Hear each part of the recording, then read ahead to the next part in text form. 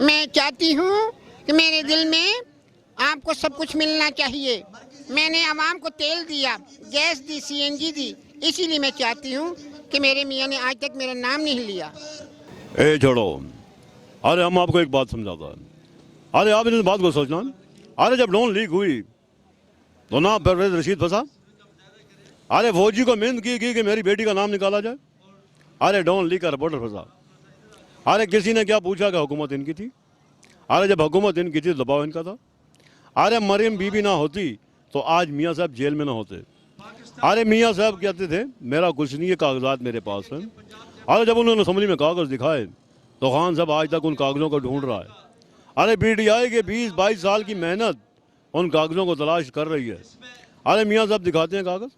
मरियम साहबा कहती है कि मेरी तो कोई प्रॉपर्टी और मेरा कोई बैंक बैलेंस नहीं।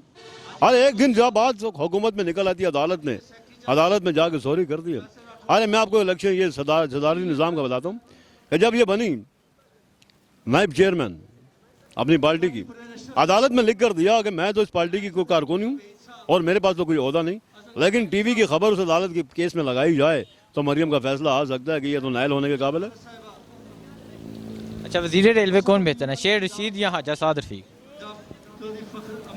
जानी, शेख इसलिए अच्छा है कि वो दुनिया को ललकारता है। शेख इसलिए अच्छा है कि उसके पड़ोस से बात मिलती है। अरे पिंडी में आपको पता है कौन रहते हैं? शेख साहब हमें इसलिए अच्छा लगता है कि वो साइकिल पर भाग कर नहीं, मोटरसाइकिल पर भाग के खान के धरने में गए थे। हमें इस और बात पे अच्छा नहीं लगता, हमें इस बात पे अच्छा लगता है कि दुश्मन को ललकारता है। हम तो टीवी पे जब देखते हैं तो हमें सुल्तान रही और मुस्तफ़ा कुरैशी की फिल्म याद आती है। पहली गल ते ਇਹ ਵੇ कि ਧੋਖਾ ना नून पीपल पार्टी ने दिता है ना किसी और ने दिता है।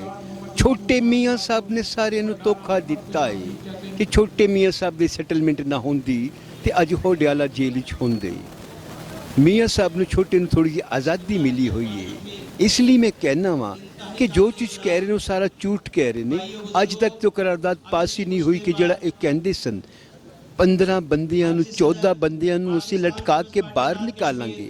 ਅੱਜ ਤੱਕ ਤੇ ਬਲਾਵਲ ਦਾ ਇਜਲਾਸ ਨਹੀਂ ਹੋਇਆ ਉਸ ਤੇ।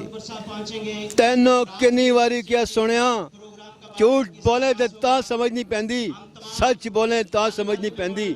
ਇਹ ਤੇ ਕਹਿੰਦਾ ਰਿਹਾ ਕਿ ਧੇਲੇ ਦੀ ਕਰਪਸ਼ਨ ਨਹੀਂ ਆਂਦੀ, इन्हें ने कागज पीटीआई बाहर लेके आ गई है। सुनिया, आसिफ अली जरदारी पर सबसे ज़्यादा केसेस नून लीग के दौर में बनाए गए हैं, तो क्या कहते हैं आप इसके?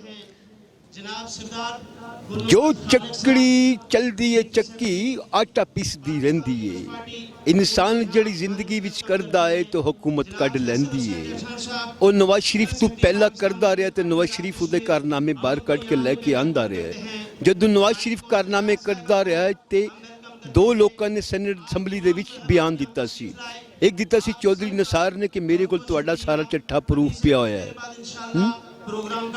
इसी तरह इन्हों ने पीपल पार्टी के वजीर खाला रहमान मलिक ने कहा कि मेरे को सारा चट्ठा पिया होया है। ना पीटीआई चट्ठा बना रही है, फैसला अदालत कर दिए। जो अदालत फैसला सही नहीं कर दी कि इंसान का हक बनता है, अदालत ही सच दसते नहीं हैं, बाहर आके सच बोलना शुरू कर देंगे ने। वो तो कागजी शेर बन के हवा दे विच अपने आप नूं सटदे रहंदे ने। लेकिन थोड़ी सी शर्म होवे ते अपनी बेगम दा ते पुछ सकदे सन, ਜਿਹੜੀ ਹਰ ਬਾਰ ਕਹਿੰਦੀ ਸੀ